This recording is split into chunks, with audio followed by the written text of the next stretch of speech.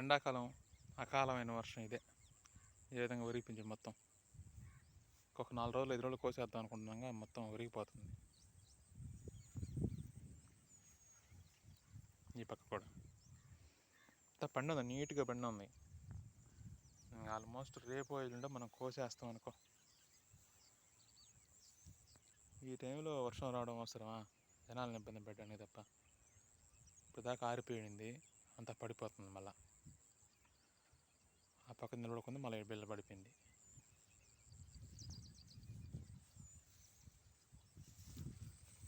మార్చి నెలలో ఉగాదికి ముందు రోజు వాన.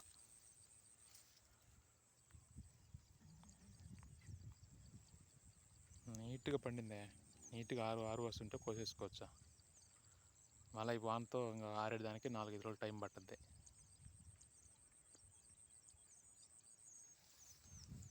కానీ అక్కడక్కడ పచ్చగింజ ఉంది, ఇంకా 4 రోజులు ఉంటేనే బాగుంటుంది అనుకో. ఎలాగూ 2 ఆరడం లేట్ అవుతుంది, ప్లస్ ఈ గింజలు కూడా కొంచెం అక్కడ పచ్చగింజలు లైట్గా ఉండే అవి కూడా వచ్చేస్తాయి ఆ టైంకి మొత్తం కూడా కలుపుకుంటూ వరాలుగా.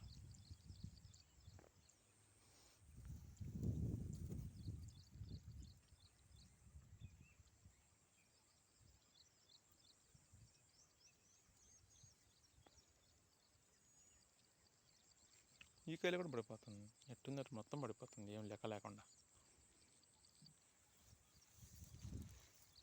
అయితే మనం పోయినసారి డ్రోన్తో కొట్టి బట్టి చివరిసారిగా ఆ మందు కొట్టి కూడా మేలైంది. కాబట్టి ఇంత లేట్ అయ్యేదానికి మళ్ళీ ఇబ్బందిగా ఉండేది.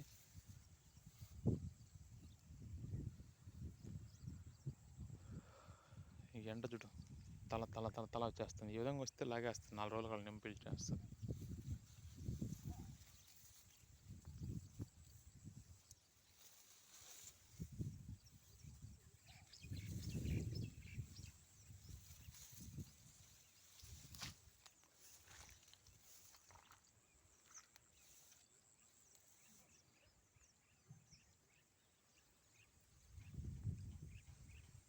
పైరు బాగానే వచ్చింది, కానీ ప్రశాంతంగా కోసుకుంటే చాలు.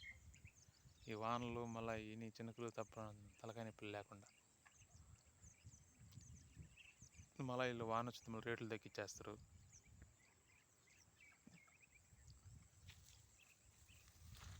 మళ్ళీ 1వ తేదీ నుంచి రేట్లు పెరగవు, ఉండేటి మళ్ళీ తగ్గిపోతాయో, అవి ఎట్ట చేస్తారో మళ్ళీ అదొక కన్ఫ్యూజన్ ఉండే.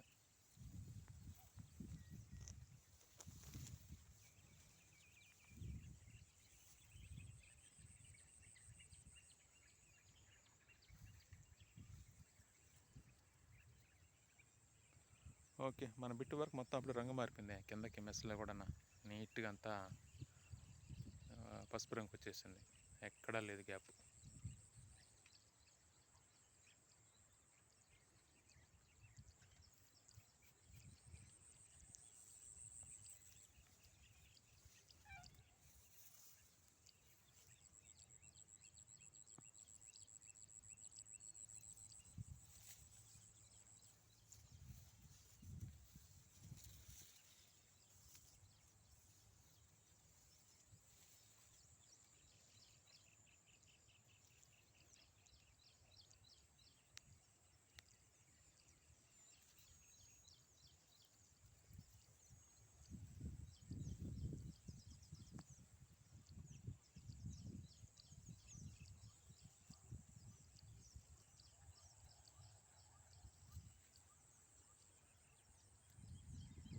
మెస్లోకి మొత్తం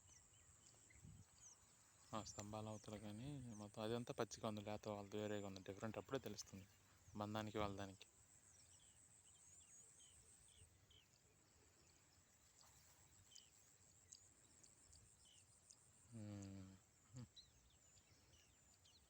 ఈ కయ్య మూల పడిపోయింది, మళ్ళీ ఈ కయ్యలో కూడా పడిపోయింది. మళ్ళీ మెల్లగా చాలా చోట్ల పడింది నేను కూర్చున్న వర్షానికి.